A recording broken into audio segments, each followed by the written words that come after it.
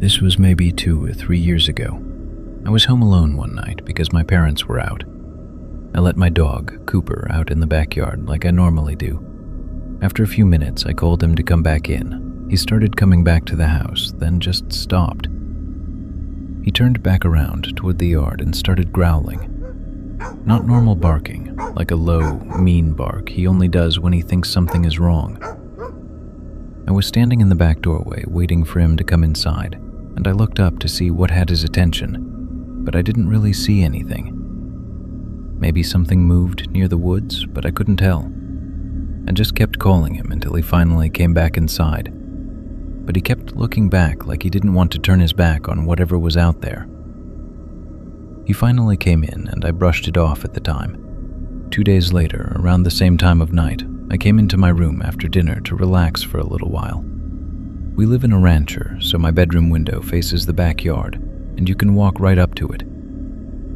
I had just gotten into my room when I heard 2 knocks on the window. I thought it was one of my friends messing with me, so I went over and looked out. I didn't see anything, but the floodlight in the backyard was on. It only comes on when something moves out there. So I opened the window and leaned my head out a little. That's when I heard whistling. It was coming from the woods behind my yard. I shut the window immediately. I looked out again, but this time behind the safety of my window, and saw something move across the tree line, about 30 yards back, just a gray figure running across. I couldn't make out what it was, just that it was there and then gone. That was enough to scare me. I locked both locks on the window and shut the blinds and curtains. I didn't hear anything else that night. That weekend, me and a couple of my friends, Ryan and Kevin, went walking through the woods behind my house. We were bored and just looking for somewhere to hang out. I brought Cooper with me. We ended up finding this abandoned house back there. All the doors were stuck, so we climbed in through a window. Stupid idea, I know, but we were bored and didn't think we would actually find anything inside.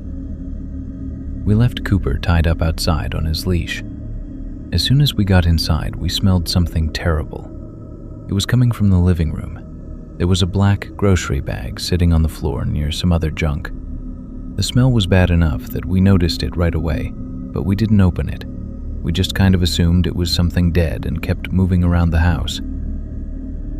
Then we heard it, that same whistling. It was coming from upstairs. All of us just froze. Me and Ryan went into a closet in the living room. Kevin hid behind a broken dresser near some junk in the corner. We didn't say anything, we just stayed quiet. A few seconds later, we heard movement upstairs, then footsteps coming down fast. From where Kevin was hiding, he could see into the room a little. He told us later what he saw. A person, covered in gray duct tape, like completely wrapped, just standing there for a second, looking around the room. Then Cooper started barking outside, that same aggressive bark. Right after that, the person turned and ran back upstairs. We waited a few seconds, then came out of where we were hiding. We were trying to leave quietly, but right before we went out the window, I looked back at that bag. I don't know why I did it. It was stupid. But the smell was so bad, and we were already there. I opened my pocket knife and walked back over quietly and cut it open. Inside were human fingers. I didn't count them, but there were a lot. We all just looked at it for a second and then ran. We got out of the window, not trying to be quiet at all anymore, and stumbled out and to the front of the house to get Cooper. Cooper was almost ripping his leash off of the gate he was hooked on, jumping and barking up at the second floor of the house. As I was untying him, I looked up to see what he was barking at, and in the second-story window I could see the man standing almost out of view, just looking at us. We ran all the way back to my house and called 911. When we went back with the police and my parents, they searched the house. The bag was gone, but in the kitchen there was a small jar filled with blood. They didn't find the person, and I never saw that gray figure again. I like to think that Cooper saved us that day. Maybe the duct tape man thought police were outside with a canine and ran upstairs to hide. Who knows what would have happened to us or our fingers if the duct tape man caught us.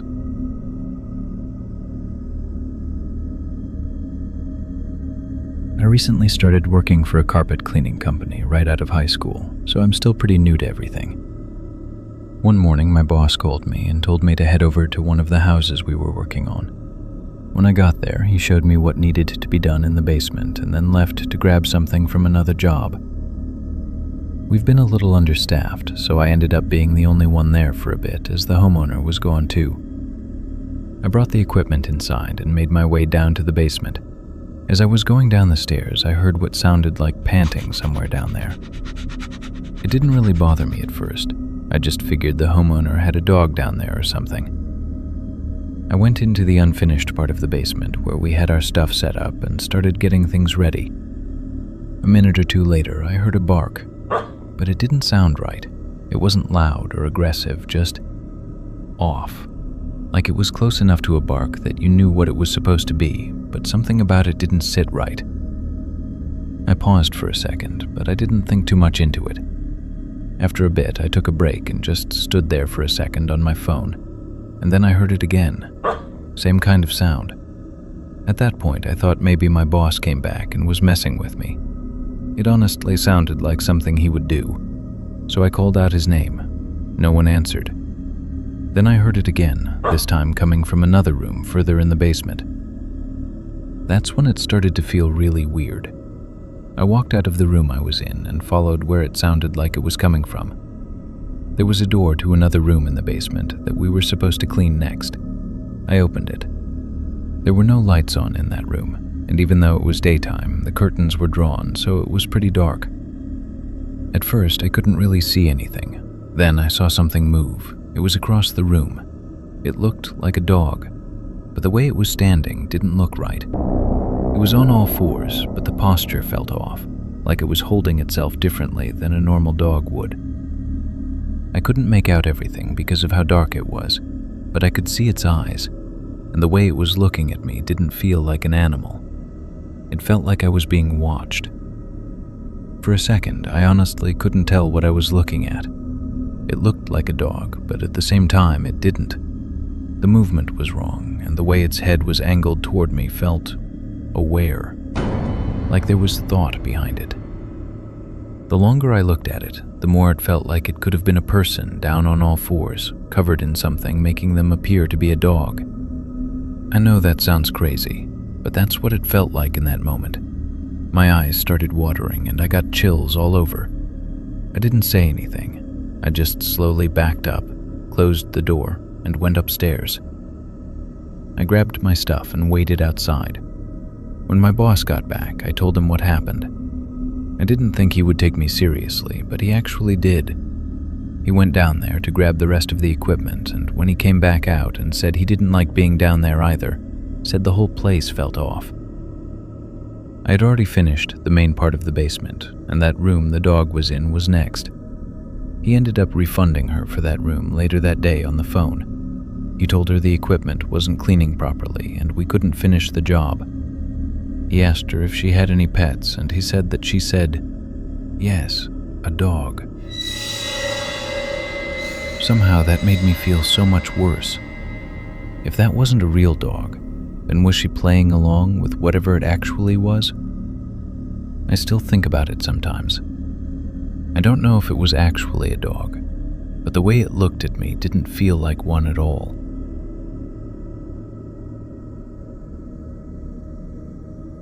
When my son was still little, we had just moved into a rental house my brother and I had gotten together.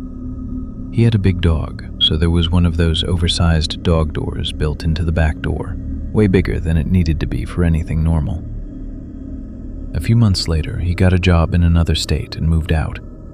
I could handle the bills on my own, so I stayed until the lease was up, just me and my son. Once my brother moved out, it's like I started noticing all of the sounds and bumps the house made.